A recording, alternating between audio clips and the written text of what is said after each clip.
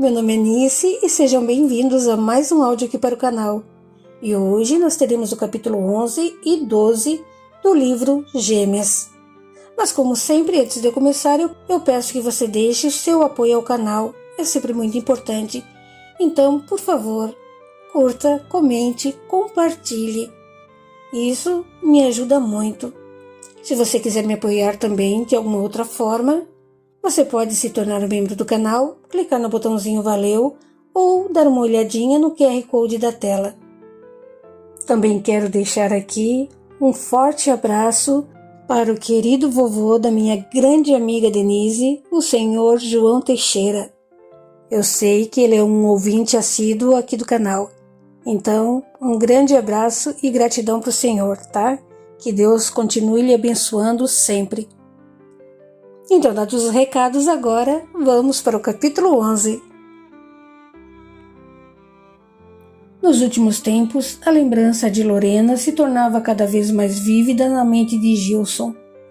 Era como se a mulher, de uma hora para outra, houvesse ganhado vida e estivesse sempre ao seu lado.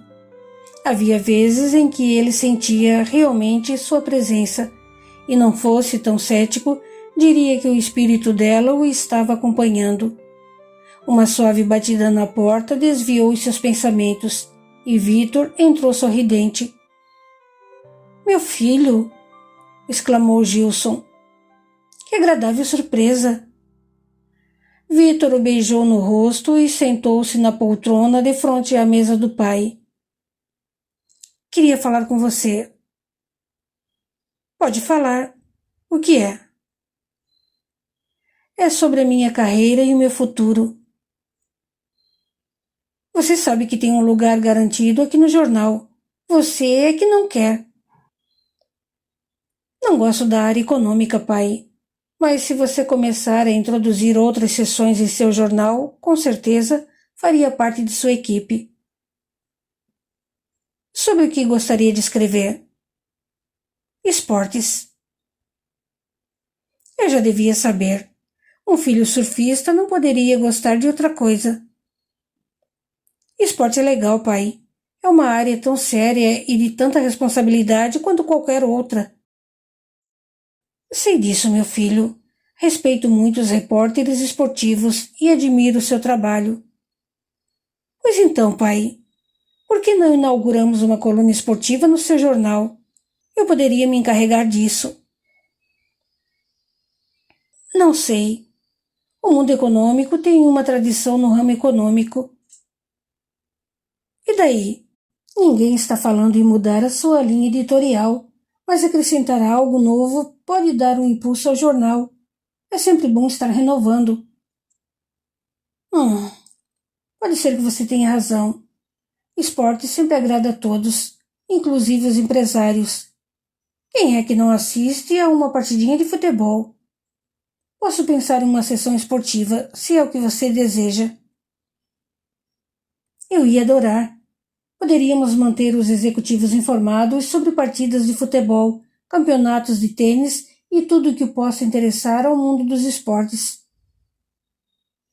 Vou pensar no assunto, Vitor, mas já posso lhe adiantar que você tem uma grande chance de conseguir o que quer. Os outros diretores vivem dizendo que precisamos nos modernizar. Eu é que ainda resisto às mudanças.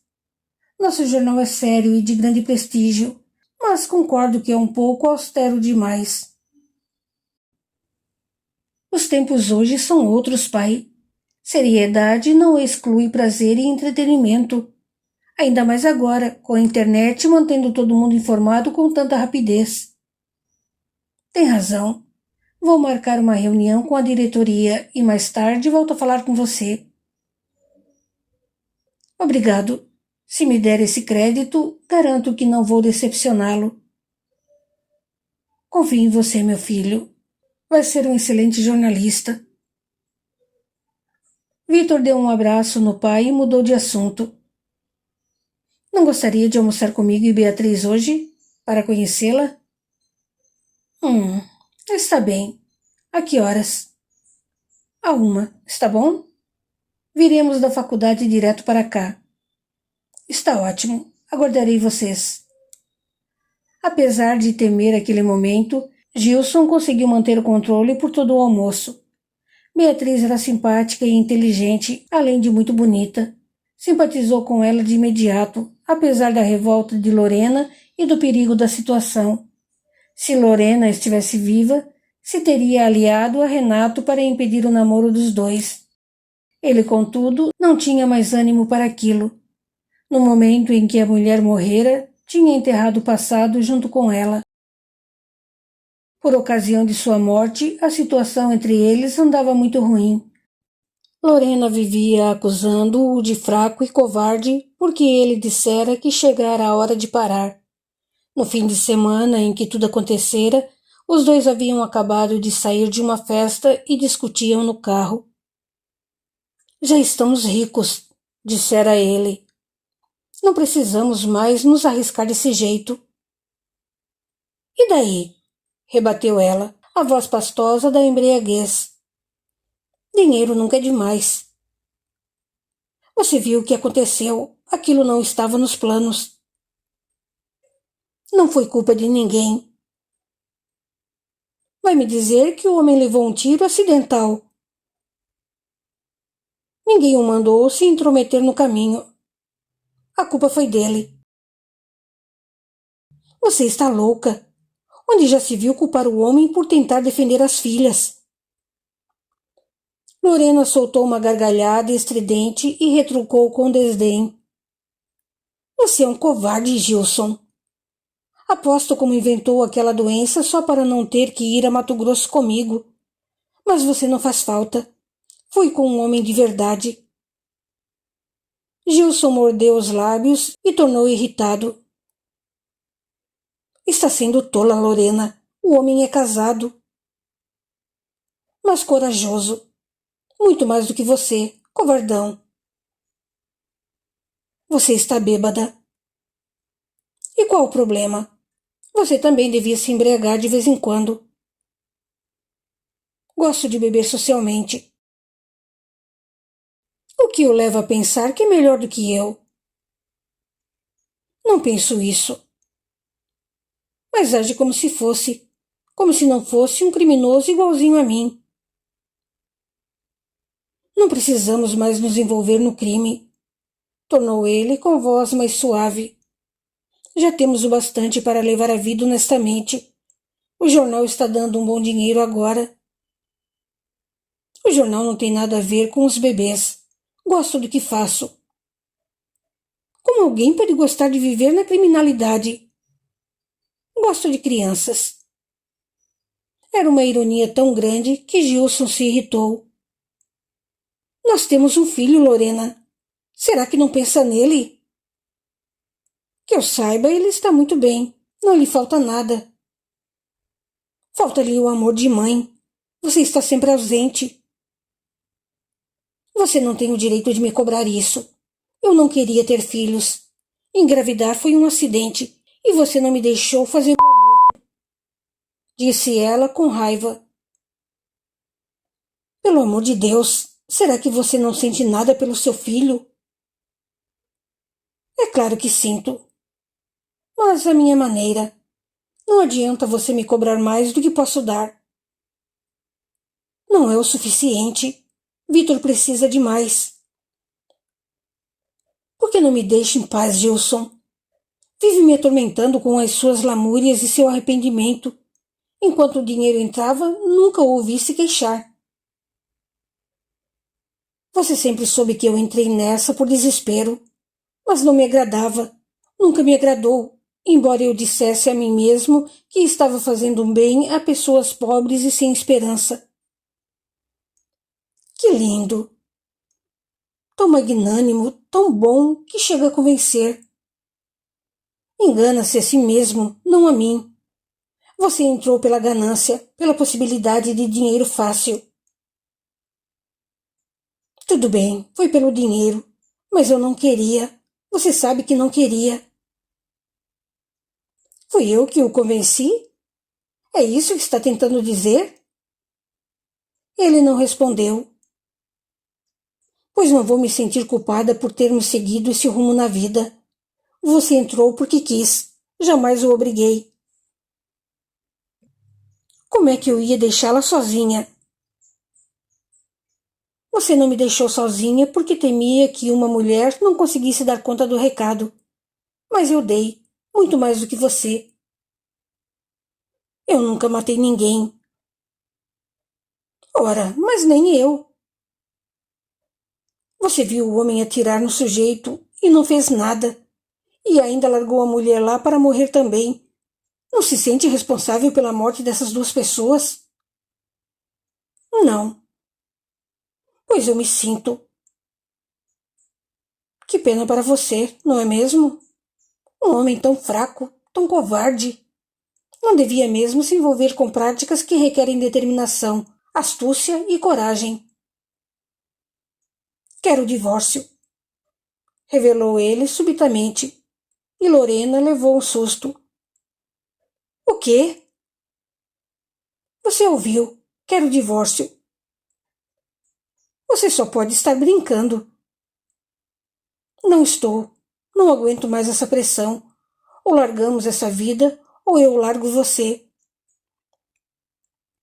Idiota! Pensa que preciso de você? Tenho um esquema tão bem montado que posso fazer tudo sozinha. Pois então faça, mas deixe-nos em paz, a mim e a Vitor. Como assim deixá-los em paz? Vitor é meu filho. Você mesma disse que não tem muito a lhe dar. Jamais falei uma coisa dessas. Você não liga para ele, Lorena. Por que o quer? Porque ele é meu filho. E você é quem está dizendo que não ligo para ele. Foi o que você quis dizer. Não foi, não. Disse que me importo à minha maneira. E a minha maneira é sem apegos, frescuras, nem excesso de carícias. Mas ele é meu filho. Você não tem o direito de tirá-lo de mim. Você não o quer por amor. Quer por orgulho. Você não é ninguém para me julgar. Ninguém. Não precisamos passar por nada disso, Lorena. Podemos deixar essa vida e recomeçar. E o divórcio? Se você concordar em parar, não precisamos nos divorciar. Ainda a amo, mas não posso mais levar isso adiante. Não posso parar, já disse. Gosto do que faço. Como alguém pode gostar de ser criminoso? Ela deu de ombros e respondeu. Gosto da emoção, do perigo, da sensação de poder, por estar burlando a lei e a justiça. E, sobretudo, gosto imensamente dos muitos dólares que ganhamos em cada operação. Os riscos não compensam. 2 pessoas morreram. Lá vem você de novo com as mortes. Agora me diga, quem vai se importar com 2 matutos mortos lá nos confins de Mato Grosso? Eles eram seres humanos. Eu me importo. Você é muito sentimental mesmo, não é? Mas eu não sou. Eles estão mortos, e muito bem mortos. Não vão fazer falta a ninguém. Vamos parar, Lorena. Estou falando sério. Ou você para, ou vou pedir o divórcio e lhe tomar a guarda de Vitor. Lá vem você com chantagem. Não vejo como você possa tirar o menino de mim. Tenho advogados que podem cuidar disso. Você é péssima mãe, bebe demais, vive na rua, xinga os criados, grita com Vitor e o assusta. Até hoje ele não fala mamãe, e a primeira palavra que aprendeu foi papai. Grande coisa. É uma grande coisa sim. Prova a péssima mãe que você é. Tudo por causa da bebida, eu sei. Mas você pode se curar, sei que pode. Basta querer. Não quero. Gosto de beber e não vou parar de fazer o que faço. Se essa é sua última palavra, então não tem jeito. A solução é o divórcio, mesmo que eu ainda ame você. Cachorro, não pode fazer isso comigo. Com a mente tolhida pela bebida, Lorena começou a gritar e a praguejar, dando socos nos ombros e na face de Gilson. O carro deu uma guinada para a esquerda, mas Gilson conseguiu controlá-lo e esbravejou. Pare com isso, mulher. Quer nos matar? Mas Lorena não lhe dava ouvidos. Furiosa com as palavras do marido, os pensamentos embotados de forma alimentadas pelo vício, além de assediada por espíritos menos esclarecidos, atraídos pela sua má atitude e que vibravam com o álcool e a briga, ela continuava a desferir-lhe golpes violentos e estabanados, acertando-o em vários lugares do tórax e do rosto. Cafajeste! Covarde! Canalha! Ela persistia em xingá-lo e a dar-lhe unhadas e golpes, que Gilson tentava evitar, mas não conseguia. Ao redor dela, igualmente embriagadas, algumas entidades davam gargalhadas de prazer e estimulavam a sua fúria, dizendo ao seu ouvido palavras do tipo: é isso mesmo. Não seja idiota. Ele quer descartar você. Você pode tudo. Reaja. Mostre-lhe a mulher determinada que você é. Com o discernimento ofuscado pelo efeito do álcool, Lorena ia cedendo cada vez mais a esses impulsos destrutivos, deixando envenenar-se por formas pensamentos que se alimentavam do vício e do ódio. As formas pensamento, criadas pelas matérias mental e emocional de Lorena, permaneciam ao seu redor, levando à repetição de comportamentos perniciosos e, com isso, gerando vícios que ela ia alimentando com os próprios pensamentos assim potencializados. Além disso, como todas as pessoas possuem um poder magnético muito eficaz para atrair formas pensamentos afinadas com a vibração que emanam, Lorena atraía ainda outras que, aliada às que ela já criara, iam potencializando cada vez mais os seus vícios, levando à embriaguez, à persistência no crime e a explosões de cólera. Como se isso não bastasse, havia ainda espíritos ignorantes, igualmente viciados em bebida, que se compraziam em estimulá-la a beber cada vez mais e incutiam-lhe pensamentos de discórdia para também poder se aproveitar da energia assim despendida. E Lorena, ignorante das verdades divinas, ia cada vez mais se embrenhando por aquele caminho vicioso e alimentando, sem saber, as formas pensamentos do vício e do ódio e os espíritos sem luz que dela se aproximavam. Despreparada e invigilante, não oferecia menor resistência e obediência, tal qual um fantoche, às sugestões do invisível. Com isso, seu ódio foi se extravasando de tal maneira que se tornou difícil, até mesmo para ela, controlar os impulsos de uma cólera fremente e avassaladora. A seu lado, Gilson gritava, tentando inutilmente chamá-la de volta à razão, mas ela não lhe dava ouvidos e continuava a agredi-lo fisicamente, até o ponto em que, envolvida por uma nuvem negra de pensamentos maléficos e espíritos das sombras, soltou o cinto de segurança e investiu contra o volante do carro. Com rapidez e agilidade surpreendentes, puxou a chave da ignição, fazendo travar a direção e impedindo que Gilson executasse a curva que surgia à sua frente. O automóvel se chocou diretamente contra uma árvore, e os dois foram atirados para a frente com incrível velocidade. Preso no cinto, Gilson sentiu um baque no peito e no pescoço, desmaiando na mesma hora. Ao mesmo tempo, Lorena, que se havia desprendido do cinto minutos antes, foi arremessada contra o vidro, que se partiu com um impacto, lançando sua cabeça e parte do seu corpo para o lado de fora. Sua morte foi instantânea. Capítulo 12. Por mais que se esforçasse, Beatriz não conseguia simpatizar com Graziella. Havia algo nela que não lhe agradava. O jeito como dançara com o pai na festa a deixara intrigada. Sentia uma ameaça velada e indefinível, algo fantasmagórico, sem forma e sem sombra. Apenas uma vaga impressão que não encontrava razão no mundo dos vivos. Em que está pensando? Perguntou Vitor enquanto acariciava sua mão por cima da mesa. Você está distante. Na Graziela Martins. Não gosto dela. Por quê? Achei-a bem simpática.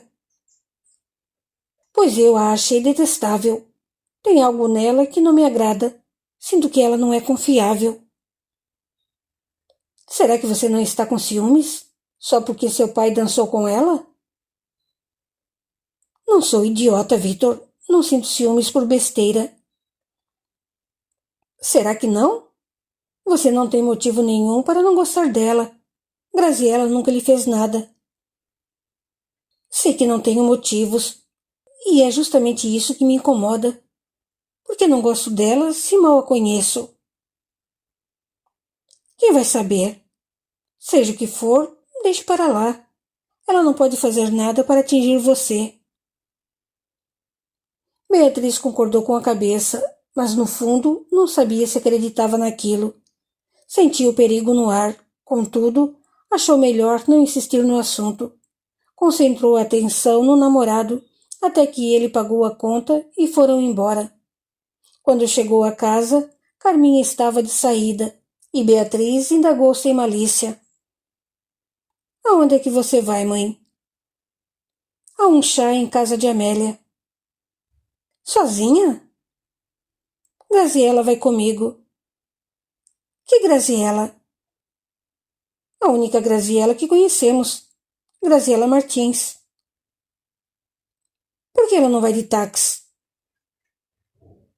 Não sei, não perguntei. Qual o problema, hein, Beatriz? Nenhum. Por que ela não arranja um emprego? Ela não precisa trabalhar. Você também não, mas tem seu próprio negócio. Faço o que faço por prazer. E Graziela não tem prazer em trabalhar, não é mesmo?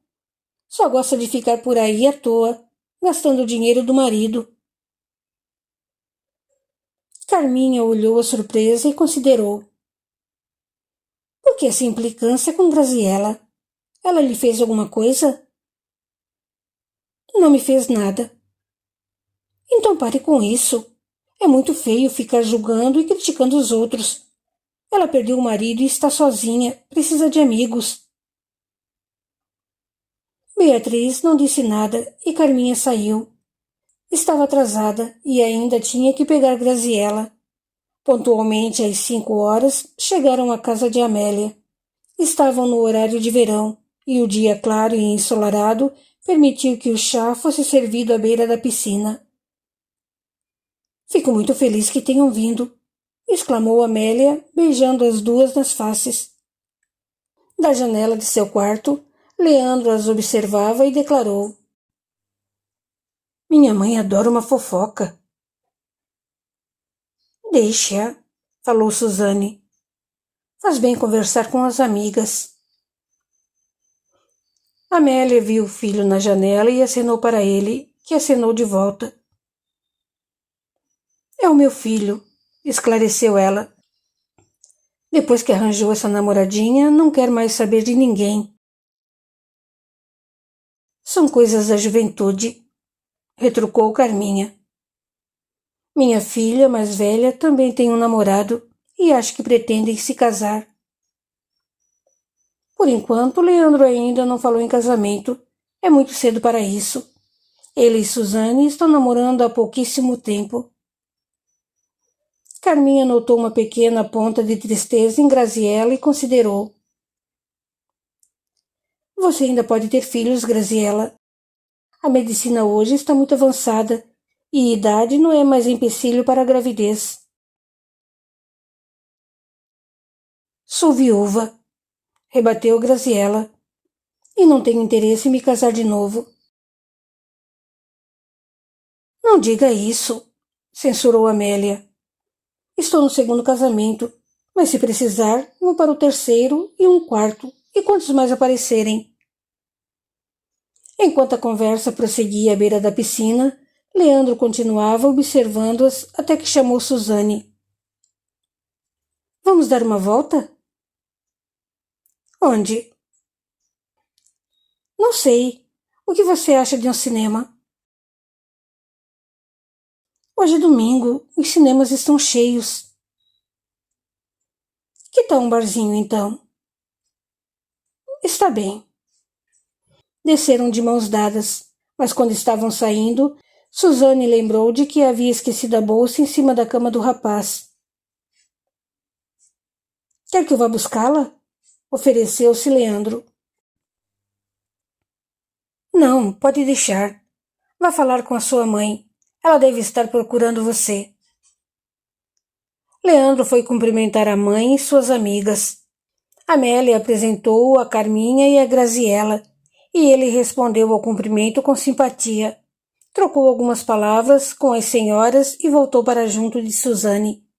Já de posse da bolsa, ela ia cruzando a porta da varanda dos fundos rumo à piscina quando Leandro a interceptou. Deu-lhe um beijo no rosto e puxou-a pela mão, fazendo-a girar bruscamente. Vamos. Ele quase suplicou, louco de vontade de se afastar dali. De onde estavam, as mulheres não puderam ver Suzane. Graziella e Carminha notaram apenas que ela era morena, com cabelos curtos cortados a Chanel e corpo esguio. É uma linda moça, sem dúvida, elogiou Amélia. Pena que não puderam conhecê-la. Que idade ela tem? Perguntou Graziella. Uns 20 ou 21 anos. A idade da minha filha, observou Carminha. E não está na faculdade? Não sei, acho que não. Chegou de Brasília há pouco tempo, depois que perdeu os pais num acidente de carro. O assunto trazia lembranças remotas e dolorosas a Graziella, que, para não deixar transparecer ainda mais o desconforto, comentou. Quanta gente morre em acidentes de trânsito, não é mesmo? A conversa centrou-se nos acidentes de trânsito, e Graziella deu uma última olhada para a porta por onde Leandro havia sumido. Por uns momentos, perdeu-se em seus próprios pensamentos, lembrando-se do quanto fora infeliz na juventude e na felicidade comedida que Aécio lhe proporcionara. Não era como aqueles jovens que tinham tudo desde cedo e que não conheciam o sabor da derrota e da desilusão. De repente, desinteressou-se da companhia das amigas e seu rosto se entristeceu, nublado pelas recordações de um passado remoto, mas que ainda doía como uma ferida em carne viva. Lágrimas lhe vieram aos olhos, o que foi percebido com preocupação pelas amigas. Está se sentindo bem? Você parece não estar ouvindo nada do que dizemos, constatou Amélia, fitando-a com um certo desapontamento. Eu estou bem, murmurou Graziella. Na verdade, estou com um pouco de dor de cabeça. Gostaria de uma Novalgina ou qualquer outra coisa? Tornou Amélia. Posso mandar buscar na farmácia. Não precisa, obrigada. Sinto muito. Acho melhor ir embora. Mas o que é isso? Protestou Amélia. Vocês acabaram de chegar. Não estou me sentindo bem. Se quiser ir embora, posso acompanhá-la, disse Carminha. Não precisa, obrigada. É só chamar um táxi. Nada disso, objetou Amélia novamente. Vocês são minhas convidadas e não vou deixá-las sair assim. Se Graziella não está se sentindo bem, manda o motorista levá-la em casa. Não quero que se incomode, nem pretendo estragar o seu chá. Posso tomar um táxi, já disse. Ela se levantou, impedindo que Carminha também o fizesse. Não me acompanhe, Carminha. Não estou tão mal assim. É só uma dor de cabeça. Embora contrariadas, Carminha e Amélia tiveram que aceitar a decisão de Graziella. Ela se despediu e tomou um táxi direto para sua casa. Na verdade, não sentia dor de cabeça alguma. Apenas uma tristeza profunda cavucara seu coração, infiltrando-se em seu peito como um espinho pontiagudo. Pensava em Aécio a todo instante, nas promessas que fizera de ajudá-la e que não conseguira cumprir. Não era culpa dele. Ele se esforçara ao máximo para manter a palavra, mas tudo se tornara impossível. Não havia resquícios de seu passado perdido naquela terra de ninguém. Por um momento, a imensa solidão ecoou no vazio ao seu redor. Ela se deitou na cama e chorou, lembrando-se do marido que tanto amava e que se fora, vencido pela idade avançada. E agora? O que seria dela? Um enorme sentimento de culpa destruía seus sonhos, dizendo-lhe que a vida não lhe permitiria uma segunda chance, porque fora devido à sua ganância que tudo acontecera daquela forma. O marido se fora, o outro também. Todos os seus sonhos de mulher e de mãe foram destruídos pela ambição e a inconsequência, que a atiraram no precipício sem volta da ilusão. Graziella chorava baixinho, as mãos apertando a colcha de encontro aos lábios, até que as pálpebras se vestiram de chumbo e ela adormeceu. Em seu sonho tudo parecia real. Aécio lhe dizia para ter paciência e calma, que tudo se resolveria. Mas quem é essa sombra ao seu lado? Perguntou ela, apontando para o aspecto sombrio que o acompanhava à distância. Não é uma sombra. É alguém que quer vê-la, mas de quem você tem medo. É uma sombra, não tem rosto. É você que não o vê, porque os seus olhos se turvaram e a impedem de ver o que você mais teme.